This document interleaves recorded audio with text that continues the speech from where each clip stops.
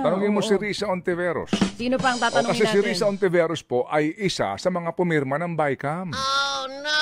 Yes, noong 2024 Hello? Ito ho yung mga nag-aproba, mga kapatid, ng BICAM report ng GAA 2024 kung saan nakalagay nga yung provision na pinapayagan daw po na kunin ang sinasabing excess fund ng PhilHealth at ilang pang GOCCs gaya po ng PDIC. Nakakatawa nga ito if you recall sa ating pong ginawang mga episode ng Think About It, di ho ba? Nung sila po ay kumbaga binabakbakan na dito, di nagpa-imbestiga sila sa PhilHealth, tama? Abay silang lahat ay galit. Silang lahat ay bagay, nanggagalaiti. Ha? Nanggagalaiti sila.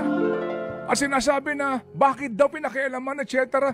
Hello? Kayo nag-aproba Alam niyo ho, talagang mga taong ito. Tingin talaga sa mga Pilipino, tanga Tingin talaga ho sa atin, kayang-kaya tayong lokohin, di po ba?